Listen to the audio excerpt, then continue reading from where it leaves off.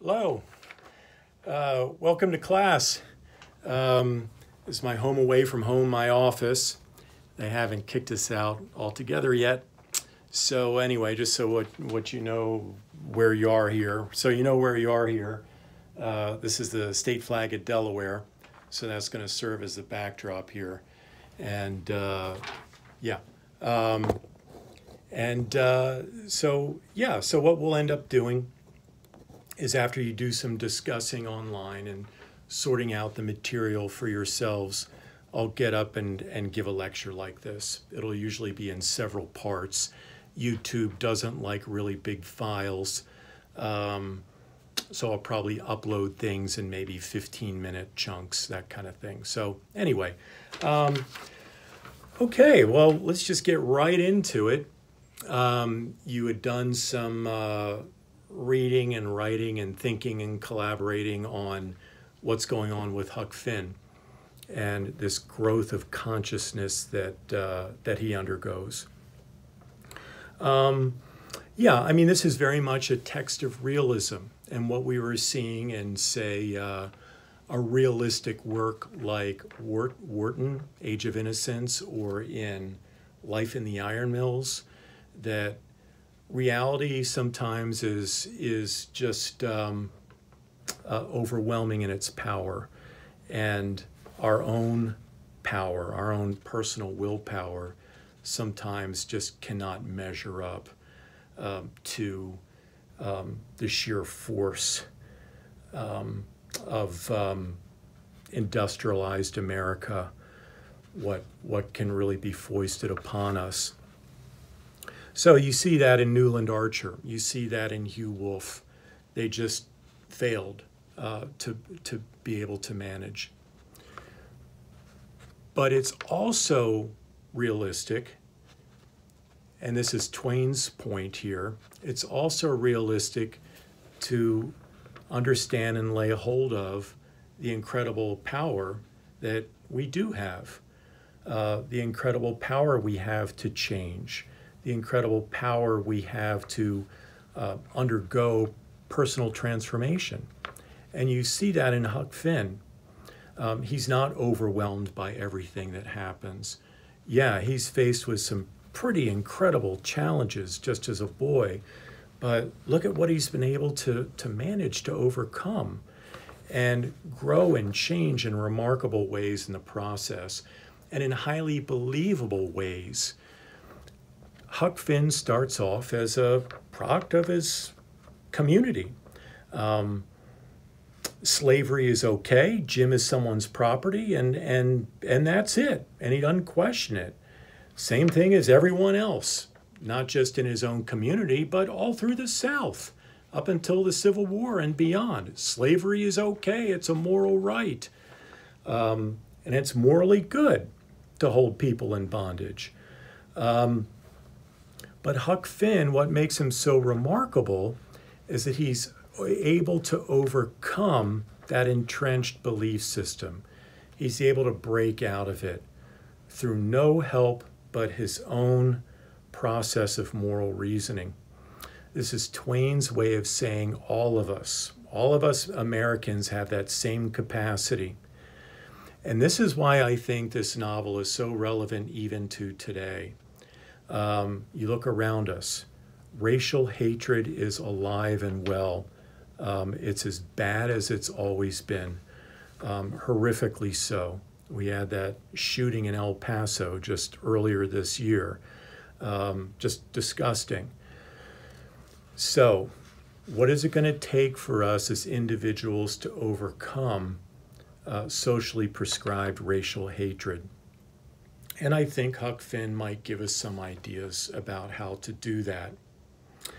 Okay, so, all right, so I think the first order of business then is to try to get a handle on why Huck is the way he is, why he's able to overcome some of these dictates of society. One of them is that as we know, he grows up free of civilization. Aunt Sally is trying to civilize him, and he doesn't want it. trying to make him go to church and school, all those main instruments of civilization. So I have no use for that stuff. He wants to go on the river and fish and go on the raft and explore and do all those kinds of good things. So the irony is that you look at a kid like that and think, you know, send him to lockup or something. Make that kid obey and go to school. But the irony in all this is that because he's grown up free of the trappings of civilization, he actually becomes far more moral, has a much more fully developed conscience than really anybody else around him. That's a wonderful irony in the story. And it's a shout out to the transcendentalists like Thoreau, who were saying the same thing. And it's a real slap in the face to self-righteous purveyors of civilization. Ministers and teachers, people like me, everything else, right? Twain is holding those people up to scorn. So you can see this if you want to flip over, if you want to get your book out and flip over to page 90, and you'll see some of this in here. This disdain that Huck has for civilization. This is in chapter 6, 2 full pages in. And so talking about Pap here, Huck is. And he said, people allowed there'd be another trial to get me away from him. Oh, no, that's not to Pap. That's Judge Thatcher, I'm sorry. He said, people allowed there'd be another trial to get me away from him, away from Pap, and give me to the widow for my guardian. And they guessed it would win this time. This shook me up considerable because I didn't want to go back to the widow's no longer and be so cramped up and civilized, as they called it. So we want to look at Huck and say, this is a bad kid. But no, far, far from it. His instincts are telling him that he needs to break free. Okay, and then if you look over on page 102, so we know he doesn't have much use for civilization. Where he wants to be is in nature. So he is a little bit like Henry David Thoreau or Emerson or Walt Whitman or any of these other folks who are saying just leave the trappings of civilization behind, return to nature. So as we'll see, this is a quick side note here. As we'll see, Twain is very, very critical of a lot in Romanticism. But there are some elements of Romanticism that he really likes. This distrust of civilization, that could come right out of Thoreau. Okay, so, look over on page 102. I'm going to read a passage here that could be in Thoreau, for all we know. This is in chapter 8, about 3 pages into chapter 8. So here he is, he's just escaped, faked his own death, and now he's on the island. You'd think he'd be living in utter terror, but he's not.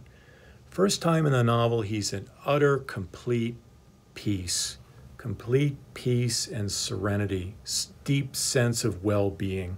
Okay, watch this. When it was dark, I sat by my campfire smoking and feeling pretty satisfied. But by and by, it got sort of lonesome. And so I went and sat on the bank and listened to the currents washing along and counted the stars and drift logs and rafts that come down, and then went to bed. There ain't no better way to put in time when you are lonesome. You can't stay so, you soon get over it. And so for the next 3 days and nights, no difference. Just the same thing. But the next day I went exploring around down through the island. I was boss of it. It all belonged to me, so to say, and I wanted to know all about it. Sounds just like Thoreau there. Yeah. I found plenty of strawberries, ripe and prime, and green summer grapes, and green raspberries, and the green blackberries was just beginning to show. they would all come handy by and by, I judged. Okay, perfect peace and contentment. So, one of the things, and I just want to add this here, Huck, of course, also grew up and his father was an alcoholic. So he knew he couldn't get a lot of the teaching that he needed from his father. And that turns out, again, ironically enough, to be, a blessing in disguise. He had to learn to sort things out for himself. And just speaking for myself, I grew up in an alcoholic family also. And so same thing. As ironic as it might sound, it's incredibly, it's a source of incredible freedom, if you want to look at it, that we get to sort things out for ourselves. And we're in a position where we have to understand the difference between what's right and wrong, what's fact and fiction, completely on our own. And it's wonderfully freeing. Think about Huck Finn here. So I just had to add that in, add that personal note there. Okay, so yeah, and if you want to look over on page 156, I'll end part 1 here with this, and then there will be a part 2. But look over on page 156. Yeah, again, since Huck has grown up free of civilization, he's in a position to have to sort out what is right and wrong on his own. And as we know, he's successful. Bottom of 156, this is chapter, well into chapter, geez, I don't even know, chapter 16. Okay. Okay. They went off and I got aboard the raft feeling bad and low because I knowed very well I had done wrong. He didn't turn Jim in. And a lot of you commented on this passage, and I was glad that you picked this out. I see it warn't no use for me to try to learn to do right. A body that don't get started right when he's little ain't got no show. When the pinch comes, there ain't nothing to back him up and keep him to his work. And so he gets beat. So poor guy doesn't even know that he's right now winning a significant moral victory. But it doesn't matter. We love this kid because he's struggling and he's doing right even when he doesn't think that he is. Then I thought a minute and I says to myself, hold on. Suppose you done a right and give Jim up. Wouldn't you feel better than what you do now? No, says I, I'd feel bad. I'd feel just the same way I do now. Well then, says I, what's the use of you learning to do right when it's troublesome to do right, and ain't no trouble to do wrong? And the wages is just the same. I was stuck. I couldn't answer that. So I reckoned I wouldn't bother no more about it. But after this, always to do whichever came handiest at the time. So Huck, in his really boyish, sort of charming way, is doing whatever he can to just try to sort out completely on his own what is right and wrong. If he was under the influence of civilization, he would have been forced to doing what we all know today, thank goodness. Well, not all of us. I think everyone in our class knows that, of course, it's right to help a slave escape. Of course it is. But that wasn't obvious at the time. So this, again, is what makes Huck on the vanguard, if you will, of our developing moral consciousness as Americans. Slavery is wrong. It's wrong to dehumanize certain classes of people, and we're going to change our attitudes and we're going to change our behaviors, and we're going to do it now. Okay, stay tuned for part 2.